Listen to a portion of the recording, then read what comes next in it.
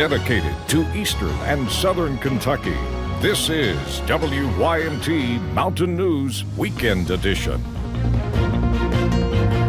We have learned that all former Black Jewel miners now have access to their 401k funds. Thanks for joining us tonight. I'm Connor James. And I'm Lacey Roberts. In a release the company posted today, officials say the plan is terminated, which means miners who were locked out before can either get that money now or roll it over into an individual retirement account of their choosing. We will have more information about this story on our website.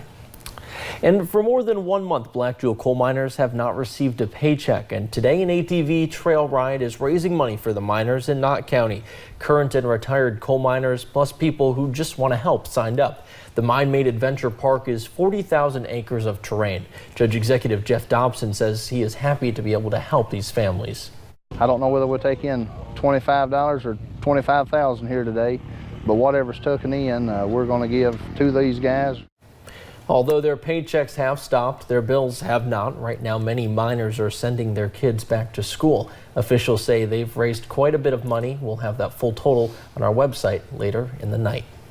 A local branch of the United Food and Commercial Workers provided food, clothing, and school supplies for Black Jewel miners today. The UFCW set up at the Bell County CAA parking lot. The event was open to all Black Jewel miners in need. And it wasn't your average church service at the Cutchin Bible Church. Volunteers from several different states came together to give away more than 600 pairs of shoes to local children in need. Along with the free shoe giveaway, they had food, school supplies, a church service, and much more. Shoes are a big a cost to families, and right now times are hard, and with the layoffs going on and the bankruptcies, just times are hard, and it's trying to help out the people we can help out. Watson says he was very grateful for this year's turnout and hopes to have a similar event later in the year.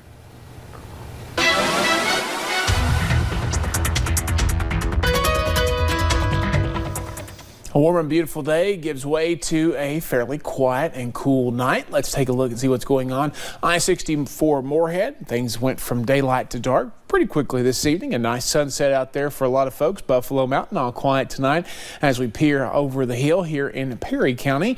We go to live pinpoint Doppler radar. Some ground clutter, not moisture up in the air that's not reaching the ground at this point, so nothing actually falling from the sky tonight. 71 Pikeville, Jackson, 68 here in Hazard, 72 from Somerset down through Jacksboro, Tennessee, 70 in Jonesville and Wise, also in Logan. Dew Point still up there in those 60s in some spots there to the upper 60s down into Monticello and Middlesboro, so still a bit muggy down that way, but those areas that are in the 50s, much nicer, much cooler feeling. It's a few degrees cooler in most areas tonight than it was this time last night. Almost 10 degrees colder in Prestonsburg there, 6 degrees colder in London tonight. So you take a look at your weather app forecast. We see mostly clear skies dominate the overnight forecast. I think we'll get down into the low to mid 60s by 7 o'clock in the morning, and the sunshine is around again as we head into your Sunday. The rest of that forecast coming up here in just a few minutes. Connor? All right, thank you, Brandon. Well, Pro Rock and UTV Racing is returning to the Mine-Made Adventure Park. The event is held September 6th through the 8th, which is during the same week of the Gingerbread Festival. The group performs these off-road style shows across the country. Pro Rock Racing owner Joey Beck says the park is the perfect place to have a show like this. They're really inspired about us being here, and it's nice to come somewhere where they're just encouraging us to come do the best show we can and providing everything we need. And the trail systems are just absolutely amazing. If you enjoy riding, this is where you want to be. There will be hill climbs, endurance, and unlimited car racing. Weekend tickets are $40. Saturday admission is $25, and children 10 years old and younger get in for free. Today marked one of the first annual Railbird festivals at Keeneland. Olivia Russell was at the festival and tells us what makes it so special. The music is playing, bourbon is pouring, and the Railbird Festival is finally here at Keeneland. Thousands came out for the first day of the inaugural event. The lineup includes plenty of local musicians and some big-time headliners. But the music is just the beginning of things. Of course, there are horses at the racetrack, even though it's not racing season. A tent offers off-track betting, and kids and some playful adults can pet the miniature horses.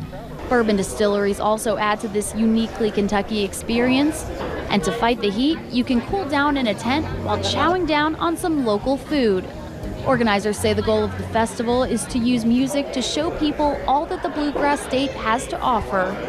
We are celebrating Lexington, Keeneland, and all of the fun things that make up the culture of this area. I think there's a sense of pride and ownership of saying this is Lexington. We are so happy that this is what we are portraying out to the visitors we have coming from all over the world.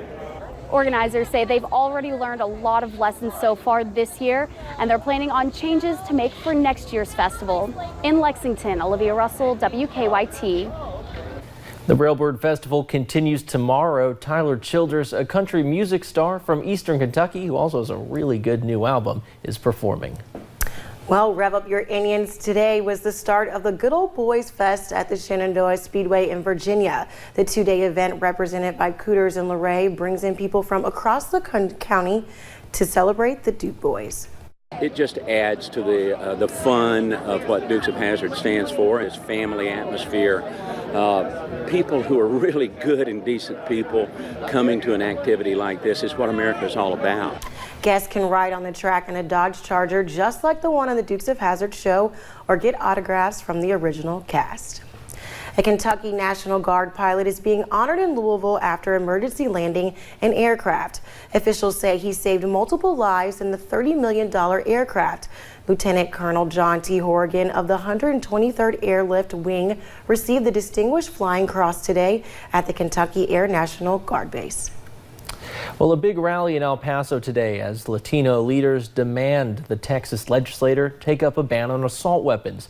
The city continues to struggle with the horrific shooting that killed 22 people. New documents show the attack was racially motivated. The nation's oldest Hispanic civil rights group organized the march through the streets of El Paso today. He might have shot me, but he did not take my pride. He did not take anything from me. I'm fighting. And that's what I want everybody here to do. 24 people were injured in the attack. At last check, about half of them remain hospitalized. The city is planning a community-wide service for the victims on Wednesday. Democratic presidential hopefuls campaigning in Iowa attended a gun safety forum, which was quickly organized following mass shootings in El Paso and Dayton, Ohio last weekend. Yeah, Natalie Brand is in Iowa today and has more details.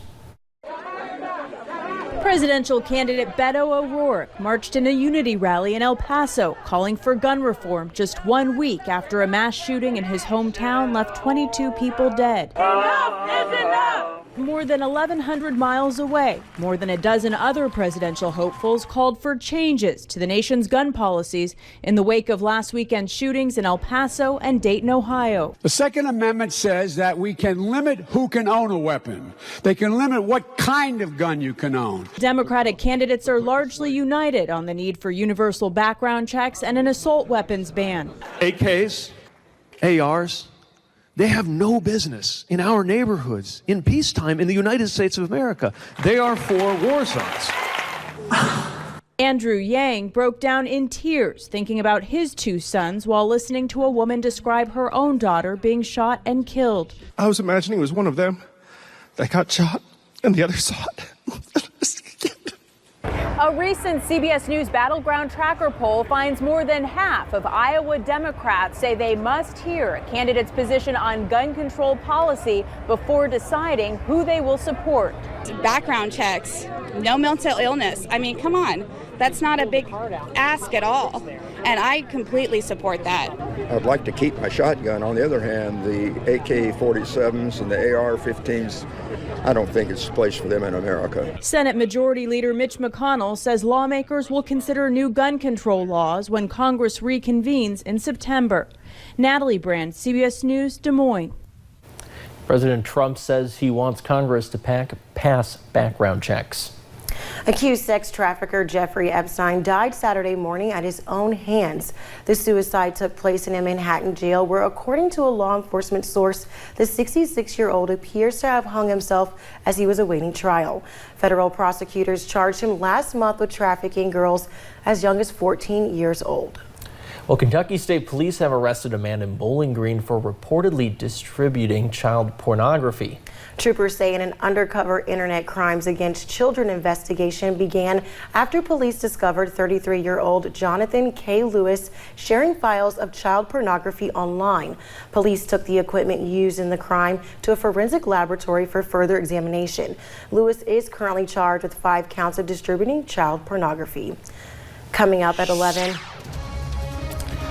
A North Carolina man nearly escaped a bad car crash.